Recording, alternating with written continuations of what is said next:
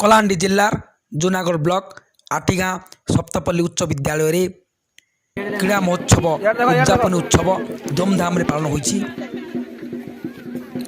ଆସନ ଦେଖମା ମୃତ୍ୟୁଞ୍ଜୟ ପଣ୍ଡା ଶିକ୍ଷକ ମୃତ୍ୟୁଞ୍ଜୟ ପଣ୍ଡା ସେ ସମସ୍ତ କାର୍ଯ୍ୟ ସୁରୁଖୁରୁରେ ସରାଇବା ନିମନ୍ତେ ଚେଷ୍ଟା ଚଳାଇଛନ୍ତି ଏବଂ କ୍ରୀଡ଼ା ଶିକ୍ଷକ ମଧ୍ୟ ଦେଖନ୍ତୁ ଛାତ୍ରଛାତ୍ରୀମାନେ କିପରି ସୁନ୍ଦର ଭାବେ କ୍ରୀଡ଼ା ଉତ୍ସବରେ ଯୋଗଦାନ କରିଛନ୍ତି।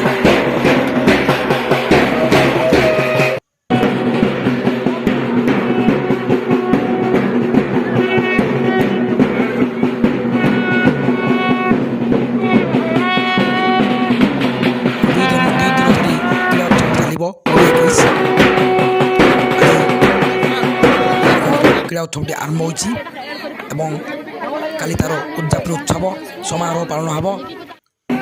ଉଦ୍ଘାଟନ ଉତ୍ସବଟି ମଧ୍ୟ ଧୁମଧାମରେ ପାଳନ ହୋଇଛି।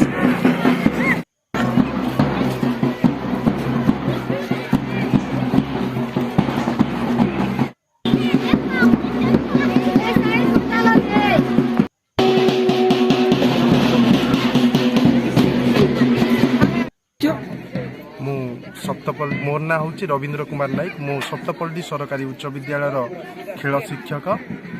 आज स्पोर्ट्स डे पालन कले हाँ आज 2023-24 शिक्षा वर्ष हिसाब से आमर वार्षिक क्रीड़ा उत्सवटा अनुष्ठित होता 2 दिन धरिक गेमटा चलवा 20 और 21 केतरा इवेंट सभा सर जिते भी आम ट्रैक इवेंट अच्छे इन जेनता कि आमर putting the shot javelin throw तापरे डिस्कस थ्रो तापरे रन इवेंट 100 200 400 आउ 800 मीटर रन होइछे तार सागे रिक्रिएशन गेम माने भी होइछे जेनटा कि स्लो साइकिल रेस तारपरे रहिछे हमर पुची छोटिया 1 रु प्रथम रु पंचम क्लास रो पिला मानकर पई पुची रहिछे तापरे मैथ रेस रहिछे फटाटो रेस रहिछे ई बडी बहुत रिक्रिएशन गेम गुडा को भी करा होइछे। परिचय दियन मोर ना मृत्युंजय पंडा मु वर्तमान आटिगाँ सरकारी सप्तपल्ली सरकारी उच्च विद्यालय प्रधान शिक्षक भाव में अच्छी।